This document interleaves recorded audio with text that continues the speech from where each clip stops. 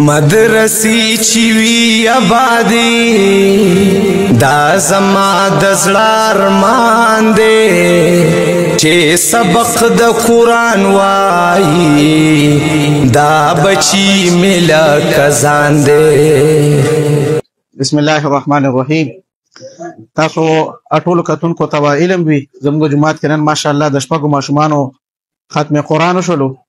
حدیث پاک کې راځي چې دا بنی آدم اعمال ختمیږي خو څه اعمال داسې دي چې هغه جاری او ساری وي.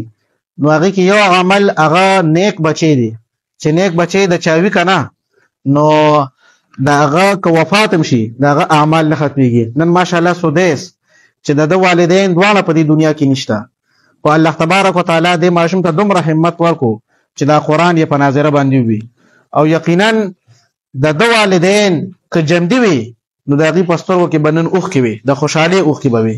نن یې والدین نشته خو دې ماشوم د خپل کردار نه دا ثابته کړه چې زه به د خپل والدینو دپاره د نیکنامۍ ذریعه جوړېږم او زما والدین که په دنیا نن وي خو زه به داسې اعمال کوم چې د هغې عملنامې به نه ختمیږي.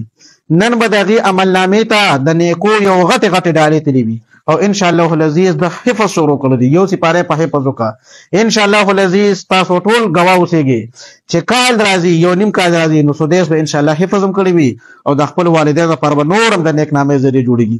موږ سره دا ټول ملګري دي په ناظرې قرآن وي. دا د دې قاري صاحب همت دی. دا قاري صاحب دې همت وکړو زموږ د جومات کې یو نیم کال نو الحمدلله د هغې ثمره موږ ته د دې ماشومانو ګلالو په شکل کې راوتله او انشاءالله العزیز چې انشاءالله 2 او 3 کال نور تیریږي نو انشاءالله زمونږ د قرآن کې به که خدای کړي وي بیا ملاقات کېږي د انشاءالله د حافظانو ختمونو پکې وي انشاءالله العزیز. چونکې دا ابتخار ویلفیر فاونډیشن د طرف نه دي ته سلوغ ته کې د نقدې دغه هم کړی دی هغه دي ته دا 2000 روپۍ دي ته ورکړي او انشاءالله العزیز مونږ به بیا هم کوشش کوو چې دکه رنګې د ماشومانو ته که د هغې والدین شته او که نشته هغې ټولو سره به انشاءالله العزیز مونږ ټول ولاړ یو. دا ماشومان دا زمونږ مستقبل دی. دا ماشومان دې نه مونږ په دې ټایم کې صحیح سوی جوړ کړو نو انشاءالله زمونږ د معاشره به بدلي او که په دې ټایم کې مونږ دې نه غفلت اختیار کړو بیا به معاشره خرابېږي. نو انشاءالله العزیز مونږ هر یو کس ذمه دار دی. هر یو کس به دا کوشش کوي چې د محلي یو ماشوم هم چې کم دی د مونږ د نظر نه پټ نشي. ټول ماشومان د محلي دا زمونږ اساسه ده دې به مونږ په نظر کې ساتو. که په یو خراب ځای کې وینې نو د هغه ځای نه راشړئ او تاسو ته پته ده چې د مازدیګر نه پس دلته کې درسي چې یو ماشوم ویني مازدیګر نه پس ته سبق ته وړې نه تللی اله جومات ته ځه.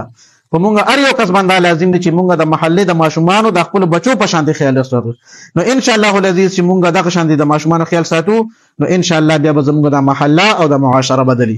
واخر دعوانا الحمدلله رب العالمین.